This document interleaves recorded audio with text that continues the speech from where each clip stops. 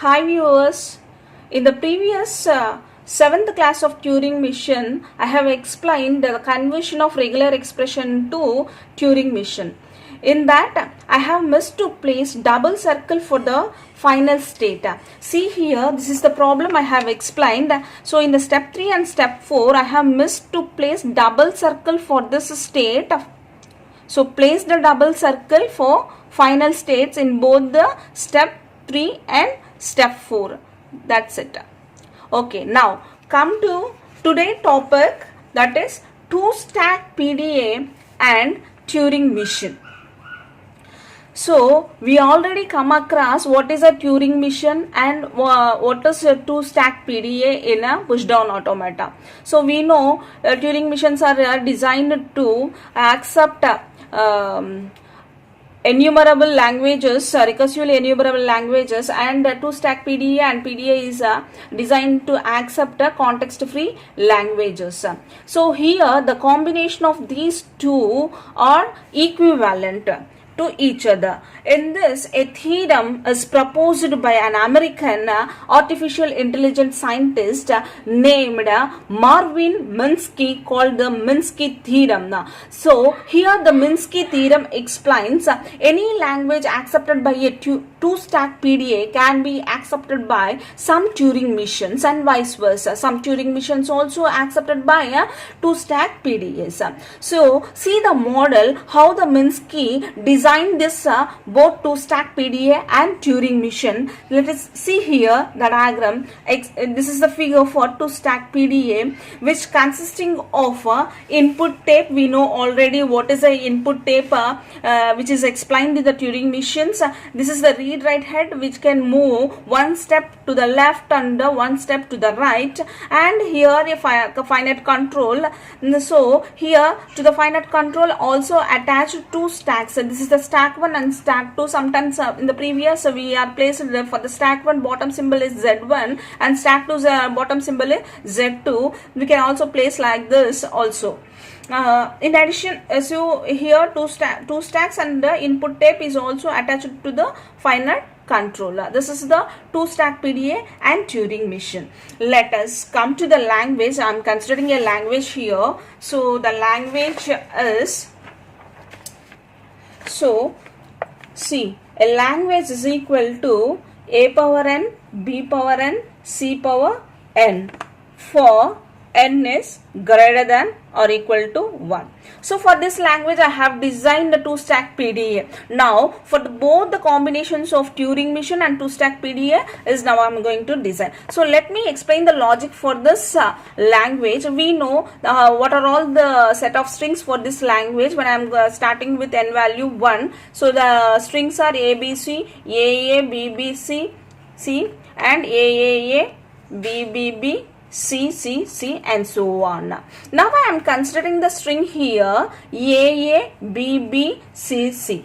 So what we have done for this string for Turing missions and push-down automatas, we know very well. So see here in push-down automata, for considering a stack, two-stack PDA, so for considering this stack S1, so the bottom symbol is Z1 and stack S2, so bottom symbol is Z2. So by reading this A is pushed into the stack. But again, if A is the top stack and A occurs, we are pushing the element into the stack in two-stack PDA. When B occurs, we are popping A from the stack and pushing B into the stack 2. This is the logic we followed in a two-stack PDA.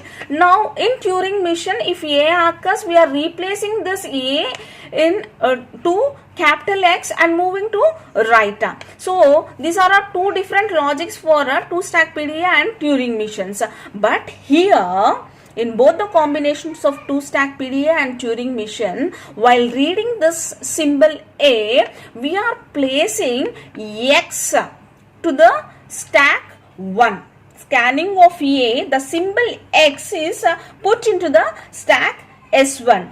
After the next symbol A also, after the next symbol A also, we are putting X into the stack 1 and and after B occurs, which is the next letter B. So for this B, top stack X in S1, B is scanned and the symbol Y is put into the stack 2 and we are popping this particular X.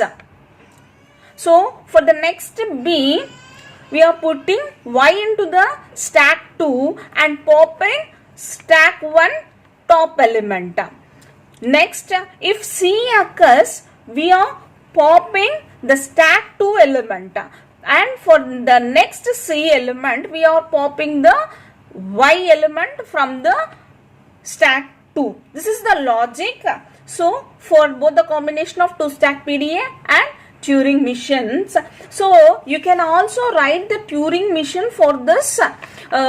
We can also design the Turing machine for this string. So see, so how it will be. So I am starting with Q0. I am having the A symbol and top of the stack is Z1 and Z2 at first. So when A occurs, so what I have to do here, so which tends to, I have push X to Z1. So from Q0, I am changing the state here Q1. So I am pushing this particular A to Z1. In 2 stack PDA, directly I am pushing A to Z1. But in the combination of these two, I am pushing X to Z stack 1 and stack 2 will be having Z2. And after that, again I am getting A. So top stack, what is the top stack of stack 1? Top of the element of stack 1, X. Now Z2. Now I am going to push again X to stack 1 here. And when B occurs, so here is Q1. When B occurs, top stack is X. Top of the element of stack 2 is Z2, and now I am popping the X from stack 1 and pushing Y to stack 2. So see, when B occurs, I am changing the state. So popping the element of stack 1 and pushing Y to stack 2. So now I am in Q2 state. Again B occurs. So now what is the top of the stack 1? Top of the element of stack 1 is X, and what is the top of the stack of top of the element of stack 2 is Y. So now I am in the same state, popping the element of stack 1 and pushing the element to stack 2. Now when C occurs, in Q2 state C occurs, so top of the stack 1 is Z1. So 2 elements is going to be popped, and we have a Z1 is the top element of stack 1 and top element of stack 2 is Y. When B occurs, I am changing the state, and so here we have a Z1 and popping the element of stack 2. See, and again in Q3 state C occurs, top of the stack 1 is Z1 and top of the stack 2 is Y. So within the state Z1 is the stack 1 element and popping the Z2, popping the stack 2 element. After that, so after that we have completed the entire string. We have a no element for the, so I am representing epsilon with the top of the stack 1 is, top of the element of stack 1 is Z1 and the top of the element and stack 2 is Z2. So I am reaching to final state, remaining same, top of bottom elements of stack 1 and stack 2 remains the same. Then it is accepted by final state. So this is the Turing machine and 2 stack PDA with the procedure of 2 stack PDA and Turing machine. I am writing all these transitions. So a 2 stack PDA is capable of accepting all the languages like L is equal to a power n, b power n, c power n, d power n. So where n is greater than or equal to 1, or otherwise L is equal to a power n, b power n, c power n, d power n, e power n, where n is equal to greater than or equal to 1, and so on with the additional stacks. Accepting these types of languages is not possible for a single PDA, but possible for a Turing machine. By this process, a two-stack PDA simulates a Turing machine. Very important, two-stack PDA simulates a Turing machine. So I hope with this you can understand this topic, two-stack PDA and Turing machine very well. Thank you. Thanks for watching. For more updates on flat classes, subscribe my Rajani Tutorials YouTube channel.